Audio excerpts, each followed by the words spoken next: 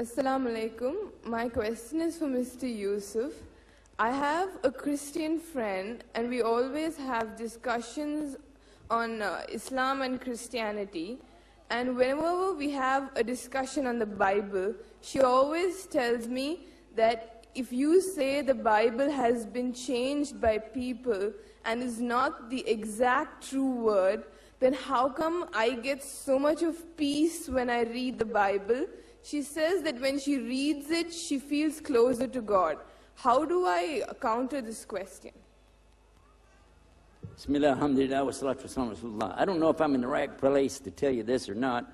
We got a lot of fans here that like the idea of having debates with people. We got a lot of Ahmadiyyat fans, and we love him very much. And Dr. Zakir Naik's fans are here. I'm in the heart of that. So what I say may not go over real well, but I have to tell you something. I'm not a big fan of debating with the people over the Bible. Now, you can debate with them about a lot of things. What do you believe about God?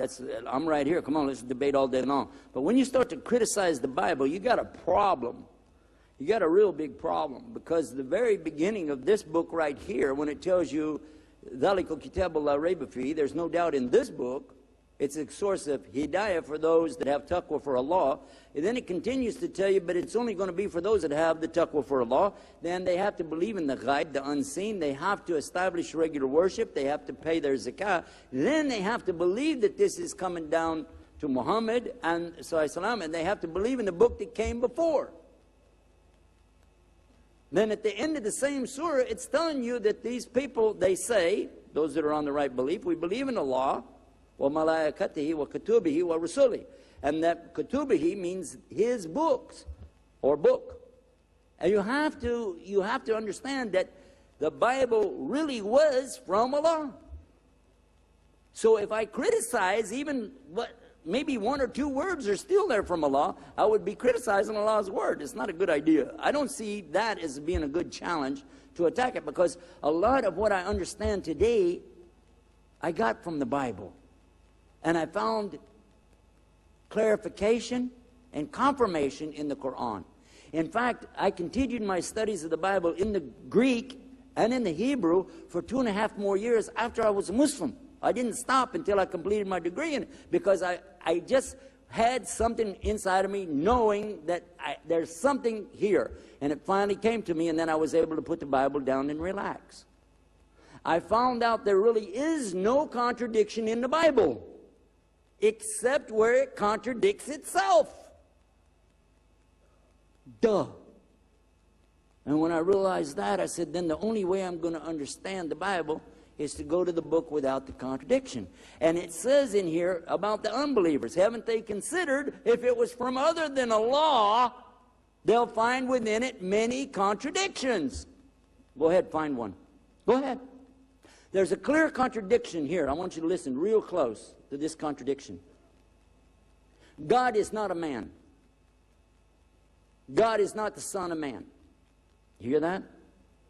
Now that sounds like I'm reading out of Surah Ikhlas, doesn't it? Huh? Lam yalid wa lam yulad. It sounds like that, doesn't it?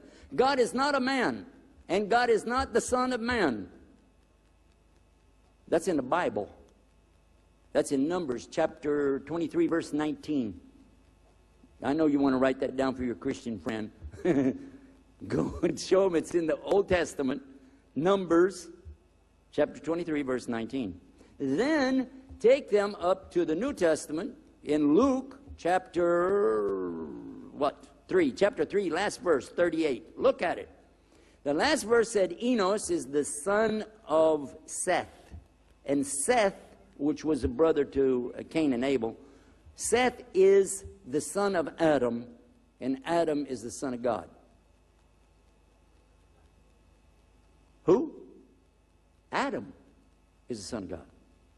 Now their argument will be, yeah, but that has a little s. And when we talk about Jesus, we use a big S. I got news for you. In the Semitic languages, which includes Arabic, Aramaic, Hebrew, there are no capital letters. There's no upper lowercase letters. So that's a moot point. It doesn't work. But what I suggest you to do is don't don't try to upset her. Let me explain why, the overall picture of this. If I'm going to debate with them and I finally convince them the Bible is not from God, if I did, well, I already give you the argument the other side, but if I said, okay, now what do you think? She said, I'll never pick it up again. I will never go to the Bible to find any peace again. I'm never going to do it. I'm totally away from it. Do you think that makes her a Muslim? That's not called a Shahada, is it? Is it? It sounded to me like she left something, but you didn't give her anything. So what I do is try to encourage them to read in the Quran. What do you think it is that she likes to read? I'll tell you what it probably is. She's probably reading Psalms. She could be reading out of Jeremiah. She could be reading Ecclesiastes. All of these have very good parables and teachings in there. Some are so much like the Sunnah of Muhammad sallallahu alaihi wasallam, you'd be surprised.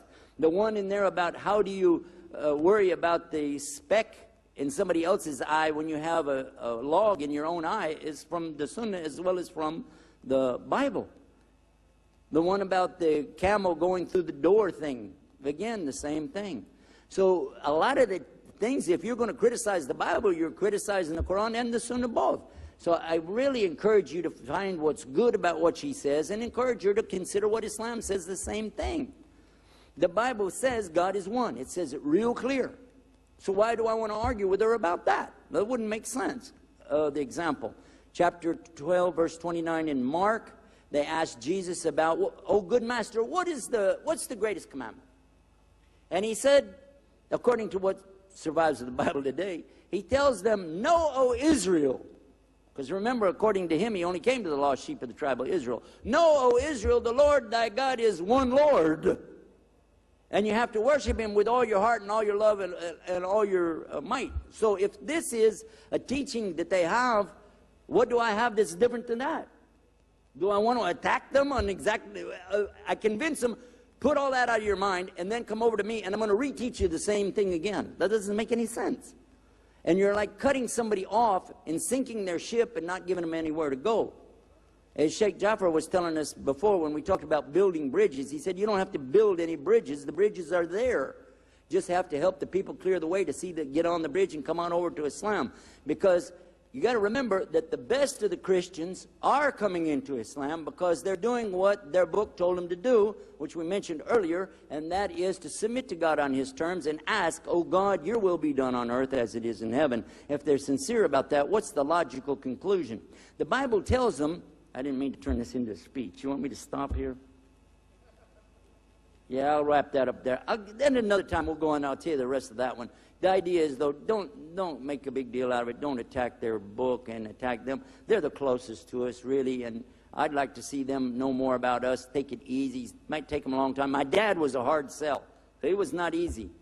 He was a hard sell case, but he made a shahada. So just be patient with her. Pray for her, and it's Allah that's going to guide her, not you anyway. Okay, Jazakumullah khair.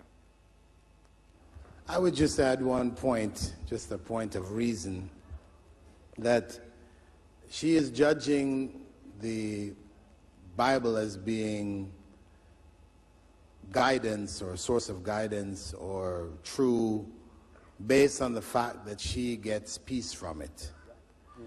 You see, so I would only try to explain to her that when we're going to try to determine the rightness or wrongness of a thing, we don't do it according to how we feel about it emotionally.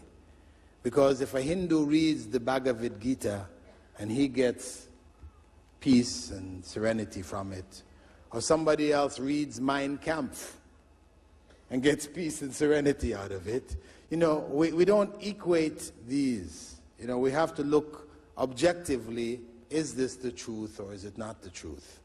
So we need to look at things not from an emotional perspective and how I feel, but what is the objective reality here? What is the book which really hasn't been changed?